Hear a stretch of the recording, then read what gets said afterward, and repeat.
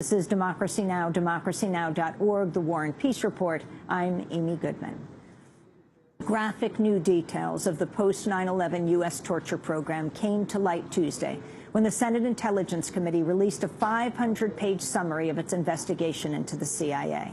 The report concluded the intelligence agency failed to disrupt a single plot despite torturing al-Qaeda and other captives in secret prisons worldwide between 2002 and 2006. Senator Dianne Feinstein, chair of the Senate Intelligence Committee, outlined the report's key findings. First, the CIA's enhanced interrogation techniques were not an effective way to gather intelligence information. Second, the CIA provided extensive amounts of inaccurate information about the operation of the program and its effectiveness to the White House, the Department of Justice, Congress, the CIA Inspector General, the media, and the American public. Third, the CIA's management of the program was inadequate and deeply flawed. And fourth, the CIA program was far more brutal than people were led to believe. The Senate report details a list of torture methods used on prisoners: waterboarding, sexual threats with broomsticks, medically unnecessary rectal feeding. In one case, a prisoner had his entire lunch tray of hummus, pasta, and nuts pureed and administered by enema. Prisoners were threatened with buzzing power drills. Some captives were deprived of sleep for up to 180 hours, at times with their hands shackled above their heads. Speaking on the floor of the Senate Tuesday, Senator Feinstein discussed the death of Gul Rahman at a CIA black site north of Kabul, Afghanistan, known as the Salt Pit. The CIA placed a junior officer with no relevant experience in charge of the site. In November 2002, an otherwise healthy detainee who was being held mostly nude and chained to a concrete floor died at the facility from what is believed to have been hypothermia. In interviews conducted in 2003 by the CIA Office of the Inspector General, CIA's leadership acknowledged that they had little or no awareness of operations at this specific CIA detention site. Senator Feinstein discussing the death of Gul Rahman. The Senate report also reveals Rahman was only detained due to mistaken identity. In another case, a detainee named Abu Hudhaifa was subjected to ice water baths and 66 hours of standing sleep deprivation before being released because the CIA discovered he was likely not the person he was believed to be. According to the Senate report, the CIA ran black sites in Afghanistan and Lithuania, Romania, Poland, Thailand, and a secret site at the Guantanamo Naval Base known as Strawberry Fields. The Senate report released Tuesday is just the summary of a much longer investigation into CIA's torture practices. Key parts of the summary were redacted. The names of 2 psychologists who helped the CIA create the torture program are not included in the summary. The report does detail that the psychologists, whose names are James Mitchell and Bruce Jessen, received an $81 million contract from the CIA. So far, no one involved in the CIA interrogation program has been charged with a crime, with one exception: the whistleblower John Kiriakou. In 2007, he became the first person with direct knowledge of the program to publicly reveal its existence. He's currently serving a 30-month sentence. For more on the Senate torture report, we're joined by Brody, counsel and spokesperson for Human Rights Watch. He's written several reports for Human Rights Watch on prisoner mistreatment in the war on terror, including a 2011 report which called for a criminal investigation of senior Bush administration officials. Reed, since I'm speaking to you from Lima, Peru, where the UN Climate Summit is happening, and you're in New York and there's a satellite delay, if you could just lay out the most critical points that have come out in this, again, just the summary, not the actual thousands of pages that are still classified, but the remarkable revelations in this summary that has been released by the Senate Intelligence Committee. Sure, Amy. As you say, the first thing that really jumps out is just the sheer pervasiveness of the brutality. I mean, even those of us who have been looking at this for the last 10 years, as one of my colleagues said, maybe not surprised, but shocked. You know, you described the rectal feeding, the rectal hydration. You know, this was not just one prisoner. This was a number of prisoners, and they were used, according to the CIA documents, as a means of behavior control. I mean, this is, you know, an IV infusion placed up somebody's rectum. The person is in a forward-facing position, their head lower than their torso, at which point you put in a rectal tube with an IV. The flow will regulate sloshing up the large intestines. You put up the tube as large as you can, then you open the IV wide. No need to squeeze the bag, let gravity do the work. And this was not, you know, this is rape. This is the CIA discussing in emails and documents you know, the methods they are using to rape detainees.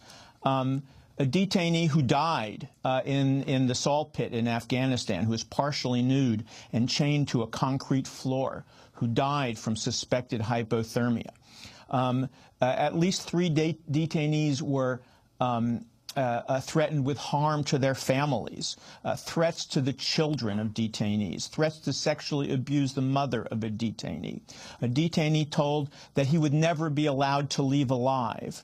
Detainees placed in ice water baths, people shackled in dark cells, called by the CIA's own people, referred to as a dungeon. I mean, this is medieval stuff, and you know, it really. I have to say, it's really shocking, even for me. As you mentioned, this was a dysfunctional program. The interrogation program was essentially outsourced to these 2 psychologists who you mentioned, and neither psychologist had any experience as an interrogator. They had no specialized knowledge of al-Qaeda, no background in counterterrorism, or any relevant linguistic or cultural information. And as you pointed out, they received $81 million.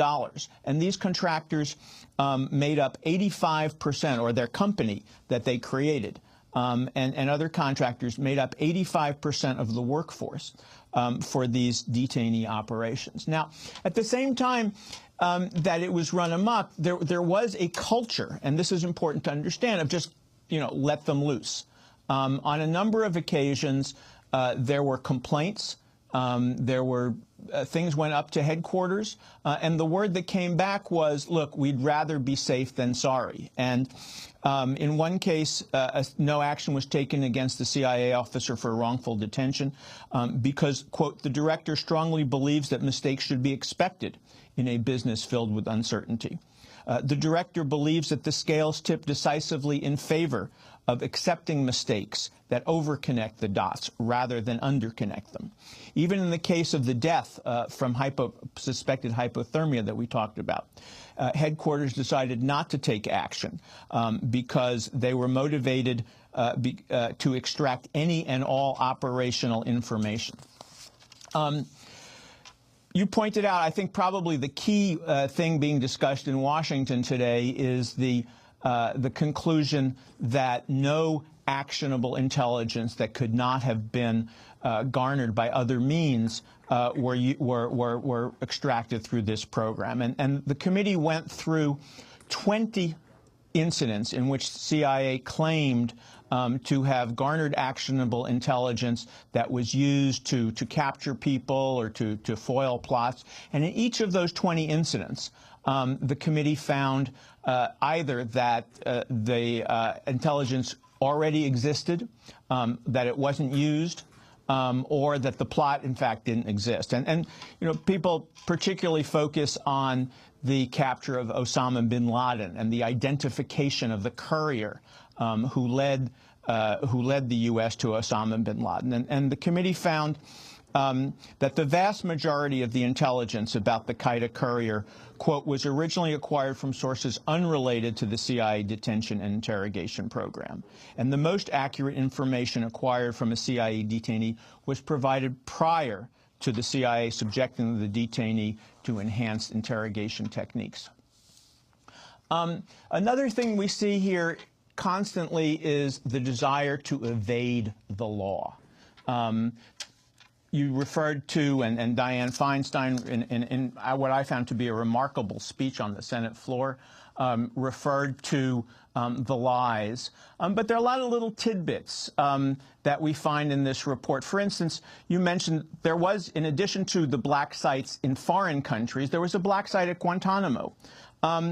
But in the 2004, the Supreme Court in the Hamdan ruling basically said the Constitution applies in Guantanamo.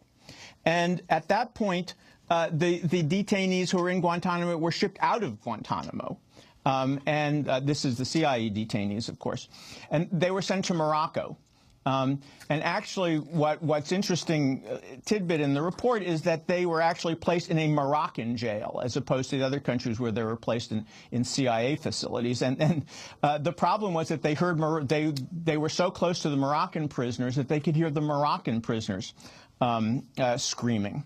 In the other cases, in Thailand, Afghanistan, Poland, Romania, the CIA detention centers were far away from. They were CIA detention centers. What is interesting in this report too about those centers is the kind of the diplomatic cost of having CIA detention centers in other countries. Often the ambassadors to those countries were not informed, or were only informed after the deal was done.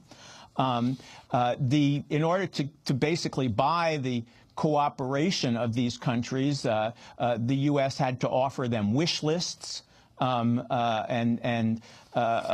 what they wanted. In one very interesting note in the report, and it shows the kind of the perverse effect of having a CIA detention center. The Secretary of State in 2004 ordered a U.S. ambassador in an unnamed country to demarche the country to ask that that country provide for its prisons full access to the International Committee of the Red Cross. But of course, the problem was, at the same time, the U.S. had prisoners in that country who it was keeping secret, and obviously not available to the Red Cross. Final and probably most important point is, I guess, what is not in this report. This report, deals with one aspect of one part of the detainee mistreatment in the war on terror. It deals with the CIA prisoners held in black sites. It does not, for instance, deal with renditions by the CIA. So there's no mention in here of the CIA sending prisoners to places like Syria under Bashir al-Assad, where people like Maher Arar, who has been on your show several times, was tortured. It does not talk about people being sent to Libya under Muammar Gaddafi's intelligence agencies, where they were tortured. It does not talk about people being sent to Egypt. And it doesn't talk about what the Pentagon was doing. It doesn't talk about the programs approved by Donald Rumsfeld. And probably more importantly, by focusing everything on the CIA, it tends to kind of let off the hook all those people above who authorize these programs. So we know, from President Bush's own memoirs, that he authorized waterboarding. Vice President Dick Cheney, Attorney General John Ashcroft, White House counsel Alberto Gonzales. These are all people who signed off on the authorization these techniques, not to mention the lawyers, people like John Yoo and Jay Bybee, who gave the legal authorization for this. earlier you had President Obama's remarks in which he said that it was important that this report be made public so that hopefully we won't make these mistakes again. These aren't mistakes. These are crimes. And you know, Dianne Feinstein in her Senate remarks referred to the UN Convention Against Torture, which says that torture can never be justified under any circumstances. Well, that convention says something else. It says that torture must be prosecuted, that when someone is alleged to have committed torture, the state concerned must refer that case to their competent authorities for the purpose of prosecution. What assurance do we have that this is not going to happen again? You know, it's not enough, again, to say, well, we tortured some folks, this was a bad policy choice, I'm going to put a stop to the torture. You know, it is not a policy choice, again. It is a crime. And there needs to be, if this is really going to be, if there is really going to be any deterrence for this not happening again, there needs to be prosecutions. And it's wonderful, you know, you've talked about, you know, Human Rights Watch's work around the world. Human rights organizations regularly, when countries commit torture, when individuals commit torture, we call on those countries to hold the abusers to account. And that has to be the same thing for the United States. We believe, as you mentioned, and we're not the only ones, the United Nations has said the same, Amnesty International has said the same, that there is a case to answer for senior U.S. leaders on charges of torture for the things in this report and for the wider authorizations that they gave for torture and war crimes to be committed. Reed Brody, I want to thank you very much for being with us. Reed Brody is counsel and spokesperson for Human Rights Watch. He's written several reports for Human Rights Watch on prisoner mistreatment and the war on terror. And we will link to the latest executive summary of the Senate report that has been released. And of course, we'll be bringing you more on this in the days to come. This is Democracy Now!, democracynow.org, the War and Peace Report. We're broadcasting from Lima, Peru, where the UN Climate Summit is taking place. When we come back, we'll be joined by one of the leading environmentalists in the world, Nemo Bassi of Nigeria. Stay with us.